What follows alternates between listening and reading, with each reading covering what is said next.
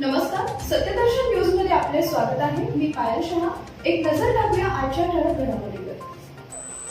म्हणजे झेंडा फडफडतोय बरोबर आहे, पण माणसं फडफडतात इकडे तिकडे इकडे तिकडे इकडे तिकडे, कधी इकडे कधी तिकडे कधी तिकडे कधी इकडे. हे लांछन आहे आपल्याला. म्हणजे या बार्शीच्या आमदाराने जी काही गद्दारी केली त्याला उत्तर मी तर म्हणेन दिलीपरावांनी तर दिलेलंच आहे, पण आपल्या ओमदादाने पण दिलेलं आहे. आणि ते उत्तर का त्यांना पण पैशाच्या ऑफर झाल्या नसतील असं तुम्हाला वाटते? पण पैशाच्या ऑफर मगाशी गेलो होतो कैलासकडे. मी त्या सभेत बोलताना बोललो की आपला कैलास दादा हा तर सोन्याच्या लंकेपर्यंत म्हणजे तिथे जाऊन आला. परत समोर दिसत होती सगळं लख लख लख लख, ते काय गाणं ना, लख लख लख लख लख लख, ती सोन्याची लंका दिसत होती. आणि माझ्याकडनं तर पक्ष चोरलाय, नाव चिन्ह सगळं चोरलंय. तरी देखील हा वाघाचा बच्चा अर्ध्या वाटेतून परत आला आणि एकटाच रस्त्यावरती उतरला. मला फोन करतोय कैलास की मी कुठे आहे मला माहिती नाही, कोणत्या दिशेला चाललोय माहिती नाही, मी या भागात कधी आलेलोच नाही. म्हटलं जरा तुझ्या आजूबाजूला काय दिसतं? मग त्यांनी ते सांगितलं, खाणाखुणा सांगितल्या. म्हटलं एक काम कर, जिथे असशील तिकडे कुठे आत नीट जाऊन बस. आणि मग तिथून त्याला मी घेऊन आलो. मी म्हणजे आपला माणूस पाठवून घेऊन आलो. पण याला धाडच लागतं, याला काळीज लागतं. कारण कैलासला माहिती होतं की समोर सोन्याची लंका जरी दिसत असली तरी ती लंका रावणाची होती. आणि रावणाची लंका या निवडणुकीत तमाम बार्शीकर, तमाम धाराशिवकर आणि संपूर्ण महाराष्ट्र हातात मशाल घेऊन जशी हनुमानाने ती लंका पेटवली होती तशी या रावणांची लंका हे या वेळेला पेटून टाकल्याशिवाय राहणार नाही. कारण कैलासला मी विचारलं, अरे कैलास म्हटलं परत आल्यास पण एवढं मोठं सगळं होतं तुझ्या समोर, माझ्याकडे तर काळोख आहे. तुला काळोख असलं तरी हातात मशाल आहे ना. काळोख काय, काळोख सुद्धा आपण जाळून टाकू शकतो. काळोखात सुद्धा प्रकाश मार्ग दाखवणारी आपली मशाल हातात घेतल्यानंतर तो मला कसलीच पर्वा नाही. आणि म्हणून मला या सगळ्यांचं कौतुक आहे, तुमचं सगळ्यांचं मला कौतुक आहे, अभिमान आहे की गद्दार विकले गेले पण निष्ठावान विकले गेलेले नाहीत. निष्ठा ही विकत जाऊच शकत नाही मुळामध्ये. पूर्ण महाराष्ट्रभर हे चित्र आहे. आज दिलीपराव तुम्ही ज्या ज्या गोष्टी सांगितल्या आणि तुम्ही सांगितलं मी प्रयत्न करेन, मी तुम्हाला शब्द देतो, तुम्ही दिलीपरावला निवडून द्या, आपलं महाविकास आघाडीचं सरकार आणा, या सगळ्या गोष्टी मी करून दाखवेन. अगदी वैराग तालुका हो कधीपासून मागणी आहे.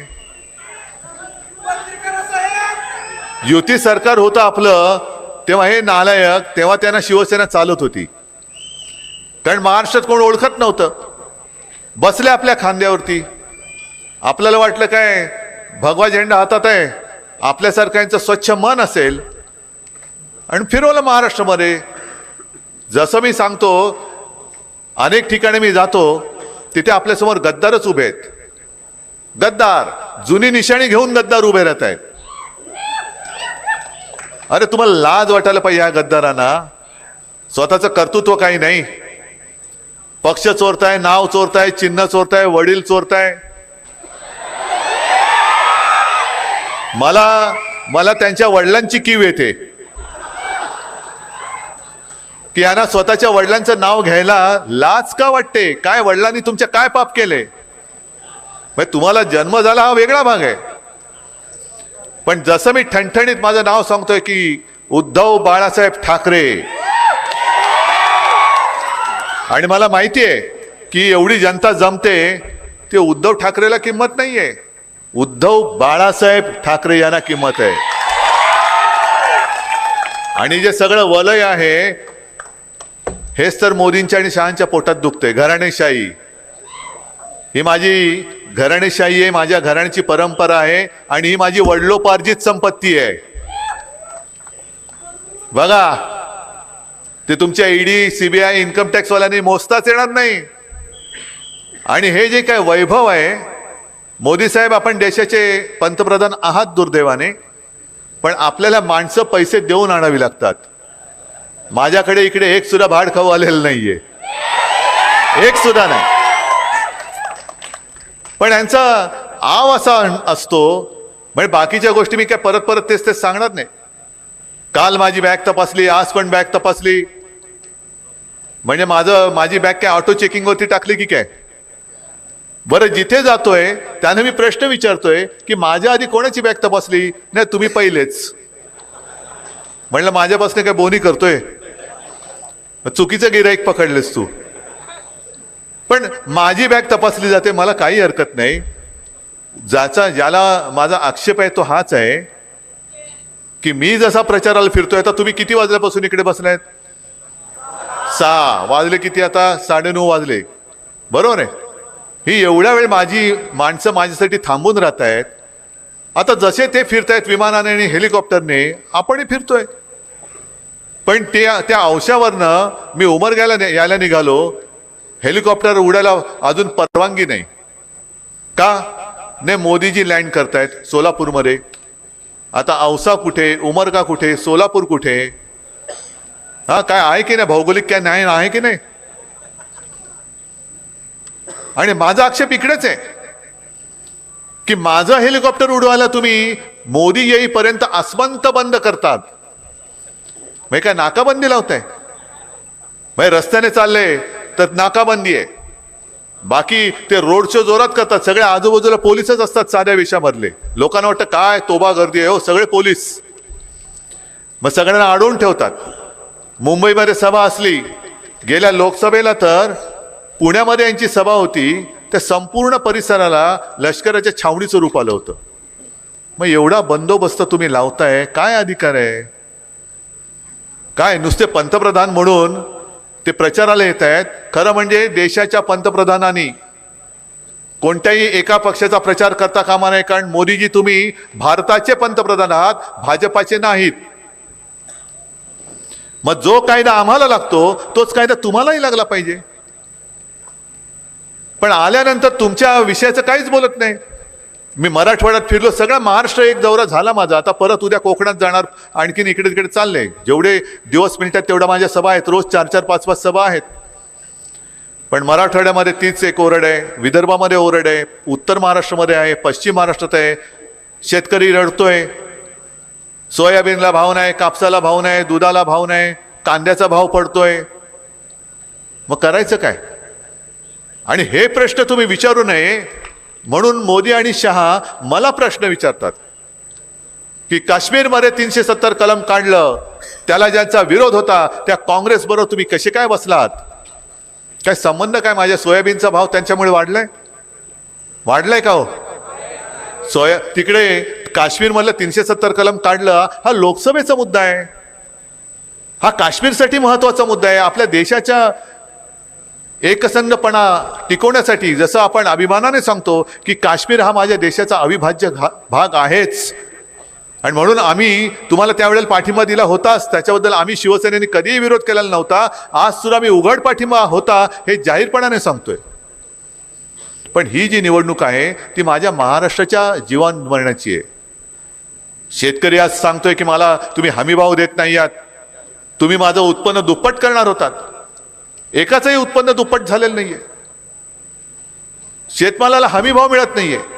2 कोटी लोकांना दरवर्षी रोजगार देणार होते, रोजगार तर दिलेले नाहीच. पण रोजगार कुठे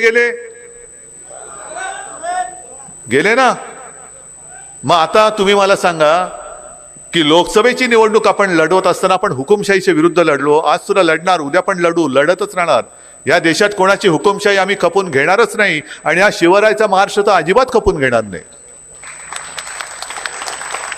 पण आपण ती निवडणूक लढवताना यांचीच लोक बोलत होते की आम्हाला 400 पार पाहिजे, का तर संविधान बदलायचंय, बोलत होते ना.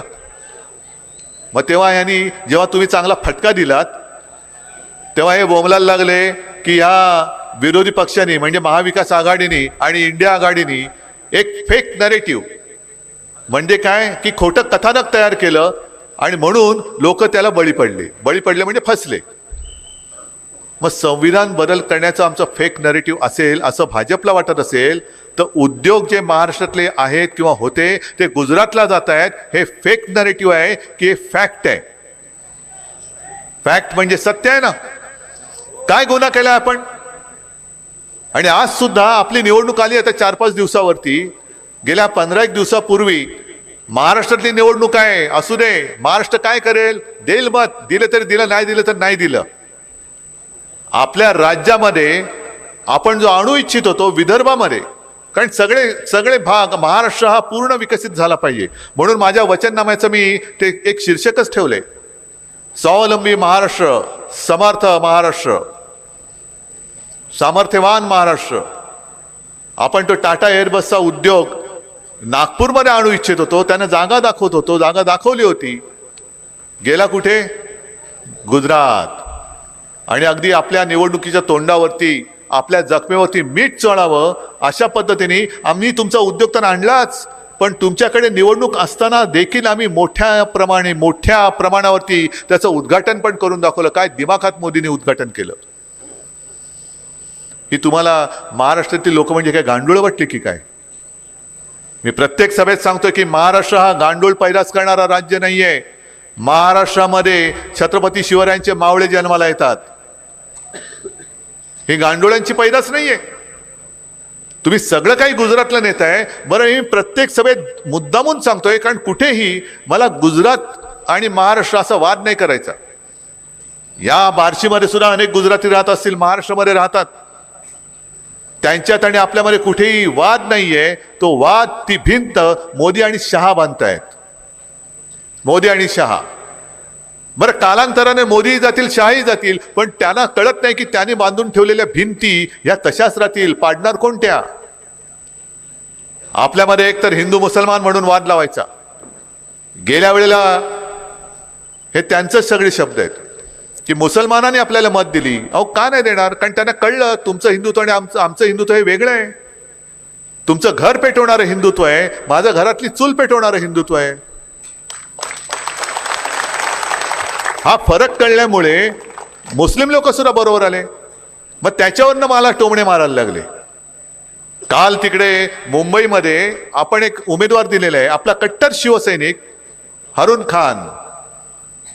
मग त्याच्या पत्नी पण नगरसेविका होत्या. हा 20-25-30 वर्ष आपला शिवसैनिक आहे, उत्तम मराठी बोलतो, शिवसैनिकासारखा वागतो, आणि त्याला उमेदवारी दिली तर देवेंद्र फडणवीस तिकडे जाऊन काय बोलतायत? हे वोट जिहाद करतायत, वोट जिहाद. आणि म्हणून तुम्ही यांच्या विरुद्ध मताचं धर्मयुद्ध करा, असं ते मला ते सांगतायत.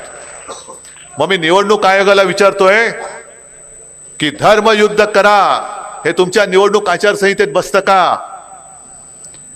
आणि देवेंद्रजी, मी एका शिवसैनिकाला शिवसैनिक म्हणून उमेदवारी दिल्यानंतर तुम्ही त्याच्या विरुद्ध धर्मयुद्ध करायला सांगत असाल तर हा शिवसैनिक 2014 आणि 2019 मध्ये मोदींसाठी मत मागत होता, तेव्हा तो तुमचा का तुम्हाला वाटत होता? म्हणजे तुमचा उदो केला तर तो दाऊदचा माणूस असला तरी चालतो, आमच्याकडे असला तर तो चोर, आणि तुमच्याकडे आल्यानंतर तुम्ही काय त्याला, ते आहे ना, दिवाळी आली मोती साबणाची वेळ झाली, तुम्ही काय मोती साबणाने आंघोळ घालून त्याला पवित्र करून घेता? हे सगळे फसवेपण जे आहे, हे फसवेपण तुम्ही तुमच्या लक्षात आणून देतोय. आणि अशी फसवी माणसं तुम्हाला आजपर्यंत न्याय देऊ शकले असतील. मी म्हणतो, मी भाषण थांबवतो, घरी जातो, तुम्ही परत त्यांना निवडून द्या त्यांना निवडून. आहे तयारी? अमित शहा म्हणाले 4 दिवसापूर्वी की आमचं म्हणजे त्यांचं सरकार आल्यानंतर देवेंद्र फडणवीस मुख्यमंत्री होणार. मान्य आहे का रे तुम्हाला? असेल तर त्यांच्या उमेदवारांना द्या मत, आणि द्या. तुमचं सगळं आयुष्य गुजरातच्या चरणी वाहून टाका. तुमचं आयुष्य, तुमच्या मुलाबाळांचं आयुष्य. महाराष्ट्र हा कधी कोणाचा गुलाम बनून राहणार नाही, कधी बनणार नाही. आपले सेनापती बापट जे म्हणायचे, आम्ही दरवेळेला भाषणात सांगतो, पण ती वेळ आता आली आहे. महाराष्ट्र मेला तरी राष्ट्र मेले, खरा वीर वैरी पराधीनतेचा, महाराष्ट्र आधार या भारताचा. हा महाराष्ट्र आहे तो पराधीनतेचा वैरी आहे, वीर आहे. आणि आज महाराष्ट्र तुमच्या चरणी जणू काय नोकर असल्यासारखे वागवत आहे. महिलांना 1500 रुपये देत आहेत, शेतकऱ्यांना आम्ही कर्जमुक्त करू. का? लोकसभेत फटका पडला म्हणून. मी मुख्यमंत्री झाल्यानंतर माझ्या पहिल्या अधिवेशनामध्ये, नागपूरच्या पहिल्या अधिवेशनामध्ये मी शेतकऱ्यांना कर्जमुक्त करण्याची नुसती घोषणा करून नव्हतं थांबलो, मी करून दाखवलं होतं. तुम्हाला मिळाली होती की नव्हती कर्जमुक्ती? तुम्हाला तेव्हा सोयाबीनला भाव होता नव्हता, कापसाला होता, दुधाला होता, जे जे काय तुम्ही पिकवताय त्याला तुम्हाला भाव मिळत होता की नव्हता? मग आता जी काय परिस्थिती आहे, सोयाबीन तुम्ही फिरा ना इकडे, किती काय शेतकरी आलेत का रे? सोयाबीनचे आलेत ना. जे जे काय तुम्ही इकडे पिकवता, कारण मी विदर्भ मराठवाड्यामध्ये फिरलो, हा पण मराठवाड्याचा आहे. इकडे थोड्या सोलापूरमध्ये जरी आला तरी आपला हा भाग जातो धाराशिवमध्ये मतदारसंघात. पण ते सगळे शेतकरी मला सांगतात की तुमच्या वेळेला आम्हाला सोयाबीनला 10,000च्या वरती भाव होता, कापसाला भाव होता. आता सगळं पडत चाललेलं आहे. आणि जीएसटी एवढी आपलं सगळं पिळून टाकते, आयुष्य नाचवून टाकते की सकाळी उठल्यानंतर आपण ब्रशिंग करतो, ब्रश घेतला त्या ब्रशला जीएसटी लागलेली असते, ब्रशवरती पेस्ट पिळली त्या पेस्टला जीएसटी आहे, चूळ भरून चहा घेतला चहावरती जीएसटी आहे, आंघोळीला गेलो साबणावरती जीएसटी, कपडे घातले कपड्यावरती जीएसटी, ब्रेकफास्ट केला त्याच्यावरती जीएसटी, हॉटेलमध्ये गेलो त्याच्यावरती जीएसटी, शेतकऱ्यांच्या अवजारावरती जीएसटी आहे की नाही, खतावरती आहे की नाही, कीटकनाशकावरती आहे की नाही, त्याच्यानंतर तुमची जी काय अवजार असतील त्याच्यावरती जीएसटी आहे की नाही. मग जीएसटी काय तुम्हाला सोडत नाही. तुम्ही उठल्यापासून झोपेपर्यंत जीएसटी आहे. म्हणून या निवडणुकीत काय करा, जीएसटी दिसेल त्याच्यात हे सरकार बसवा आणि तिला गुवाहाटीला पाठवून द्या आणि सांगा याला म्हणतात जीएसटी आली, तिच्यात तुम्हाला बसवतो आणि देतो पाठवून. काय झाडं, काय डोंगर. मी काल परवाकडेच तिकडे होतो आणि त्यांना तिथल्या मतदारांना तुफान गर्दी होती. मतदारांनी मी सांगितलं की म्हटलं एकच तिकीट पाहिजे गुवाहाटीचं. यांना तिथले डोंगर दिसत आहेत, पण या गद्दारांना रायगडावरचं टकमक टोक आता दाखवायचं आपल्याला. रायगडावरचं टकमक टोक जे महाराजांचं शासन होतं, गद्दाराला जे शासन करायचे ते यांना राजकारणामध्ये आपल्याला करून दाखवायचे. आणि म्हणूनच आपण जी काही वचनं देतो आहोत, एक तर शेतकऱ्यांना आपण परत कर्जमुक्त करणार आहोत. मी ही वचनं मुद्दामून सांगतोय. महिलांना फक्त 1500 नाही तर 3000 करणार आहोत. महिलांना सुरक्षेसाठी स्वतंत्र महिला पोलीस स्टेशन्स आपण करणार आहोत.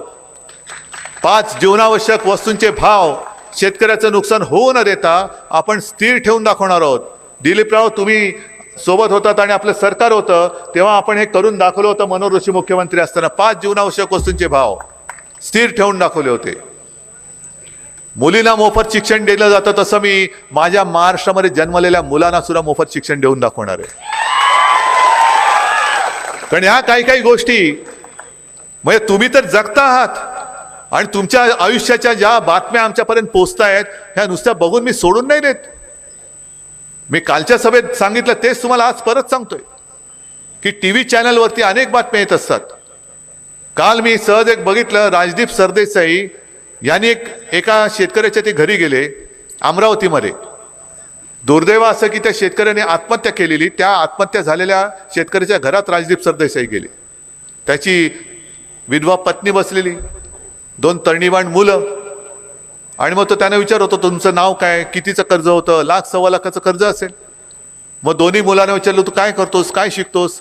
तो मी शिक्षण सोडून दिलं आता, कारण शाळेची फी कशी भरायची, शिक्षण घेणार कसं, शिक्षण घेण्याची इच्छा आहे पण घेऊ शकत नाही कारण डोंगरासारखं कर्ज आहे. ते कर्ज फेटलं जात नाही म्हणून शिक्षण घेऊ शकत नाही. अनेक मुलांची लग्न होत नाही, कोणी मुली द्यायला तयार नाहीत. आणि मग त्यांनी त्याला विचारलं त्या मुलाला, अरे तू शेती करणार का. तो मी शेती अजिबात करणार नाही, हमाली करेन पण शेती करणार नाही. दुसऱ्याला विचारलं तो काय करणार, दुसरा पर्याय काय माझ्याकडे.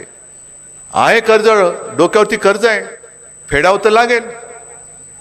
कारण शेतकरी म्हणजे काय अदानी नाहीये कर्ज माफ व्हायला. मोठे कोणी उद्योगपती नाही आहेत की झालं कर्ज माफ. पण ज्या मुलांना, शेतकऱ्याच्या माझ्या मुलांना शिकायचंय, त्या मुलांना शिकता येत नाही. कारण का? की फी भरायला पैसे नाहीत. वडिलांच्या डोक्यावरती कर्ज आहे, वडिलांना मला मदत करावी लागते. त्यांना मदत केली तर ते माझ्यासाठी, माझ्या कुटुंबासाठी खपतायत, झटतायत. त्यांना मदत करायला म्हणून मुलं शिक्षण सोडतायत. आणि मग अशा मुलांना शिकवायचं नाही तर काय करायचं? नुसतं बघत बसायचं? काश्मीर में 370 कलम निकाल दिया, त्याने का मुलगा शिकतोय? मग मुलगी शिकली, प्रगती झाली, 1500 देऊन घरी बसवली, काय उपयोग आहे त्या शिक्षणाचा? मुलं शिकले पाहिजेत, मुली शिकल्या पाहिजेत, त्यांना नोकरीसाठी उद्योग आले पाहिजेत. ना शिक्षणाचा पत्ता आहे. उद्योग जे होते ते आणि येणारे उद्योग हे सगळे गुजरातला जात आहेत. मग माझे इथले सगळे लोक ही काय नोकरी करायला गुजरातला जाणार? आणि तुम्ही सगळे जाणार, तुमच्यापैकी बरेच जण, म्हणजे वयाच्या नुसार मी म्हणतोय, आई वडील आहात. मला एक खरं गोष्ट, एक उत्तर खरं द्यायचं. तुम्हाला कोणी फुकटचं दिलेलं आवडेल की तुम्हाला तुमच्या मुलाने किंवा मुलीने स्वकष्टाने कमवलेला 1 रुपया आवडेल?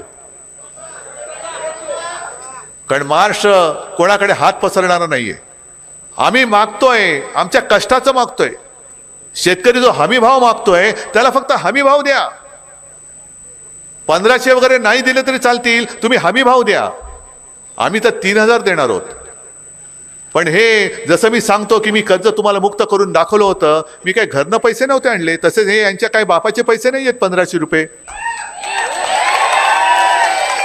हा पैसा तुमचा आहे, तुमचा लुटलेला पैसा आहे. म्हणजे गद्दाराला 50 खोके आणि बहिणीला फक्त 1500, ही किंमत. आणि यांचा माज आता असा वाढलाय की जणू काही यांना असं वाटतंय की हा महाराष्ट्रातल्या माता भगिनी 1500 देतोय म्हणजे आपल्या नोकर झालेले आहेत.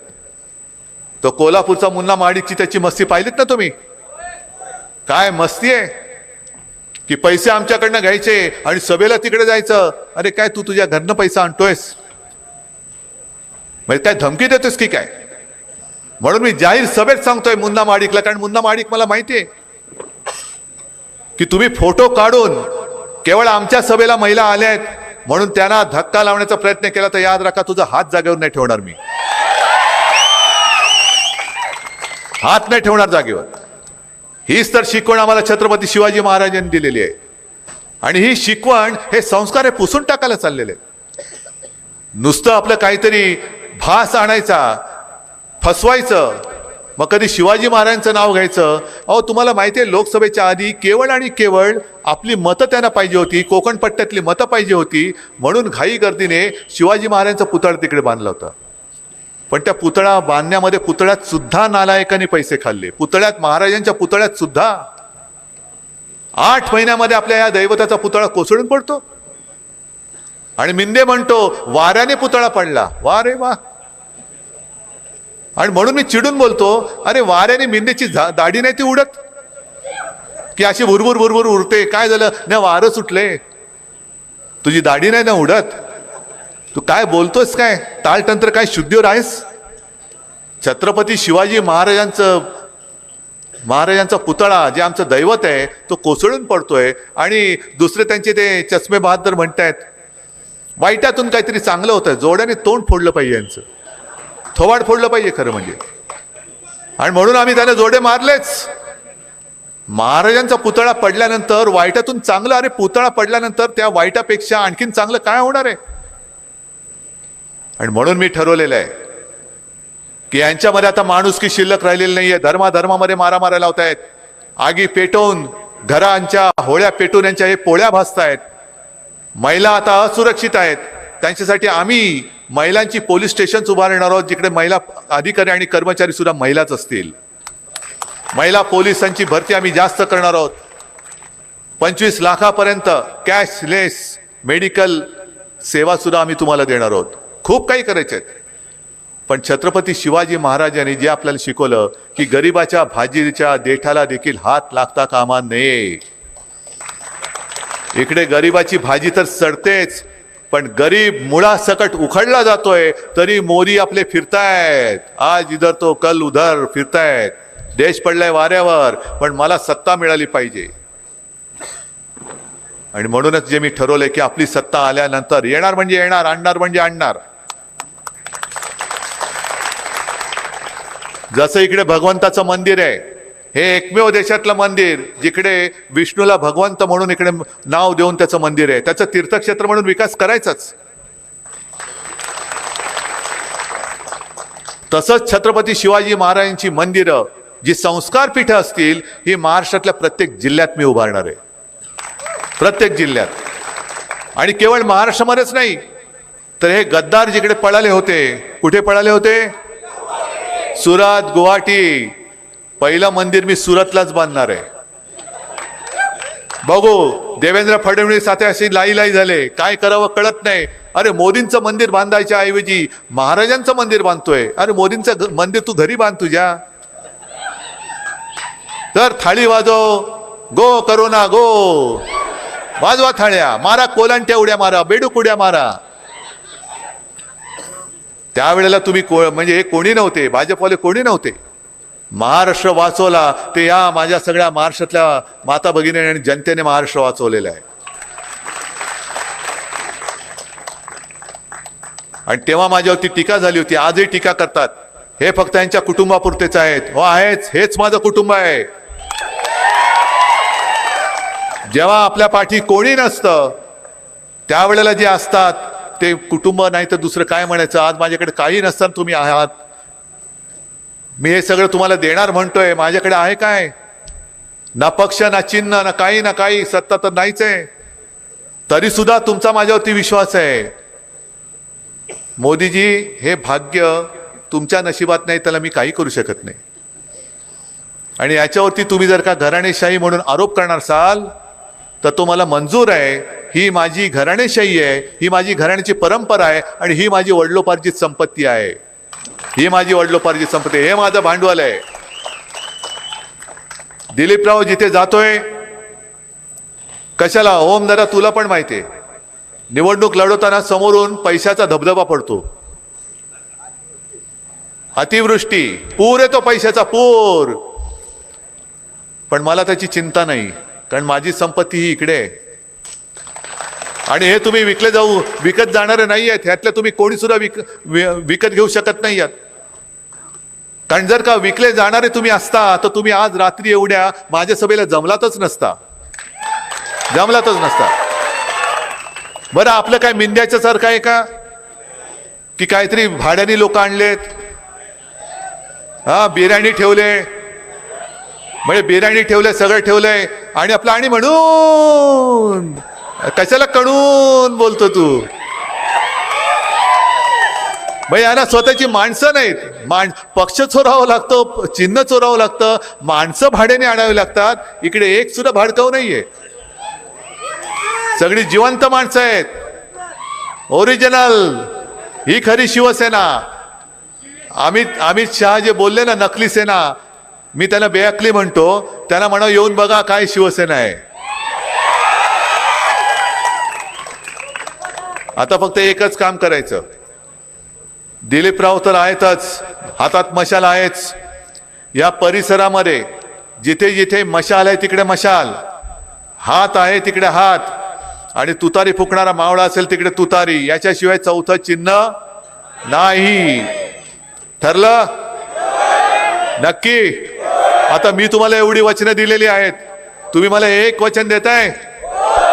ठीक आहे, मग सगळ्यांना मी धन्यवाद देतो, शुभेच्छा देतो, आणि फक्त एकच विनंती करतोय की महाराष्ट्राला विकू देऊ नका. महाराष्ट्र विकला जाणार नाही याची खात्री करा. आणि भाजपची जी घोषणा आहे की महाराष्ट्राबद्दल लुटेंगे और दोस्तों को बांटेंगे, आम्ही झुकणार नाही, विकणार नाही, तुटेंगे नाही, बिकेंगे नाही, आणि यांना गुडघ्यावर आणल्याशिवाय राहणार नाही, ही एकच प्रतिज्ञा करा. आणि आपण सगळेजण शिवसेना प्रमुखांची, मी आहे बाळासाहेबांची मशाल, मी जाणणार यांचा भ्रष्ट कारभार, ही शपथ घेऊन मैदानात उतरा. धन्यवाद. जय हिंद, जय महाराष्ट्र.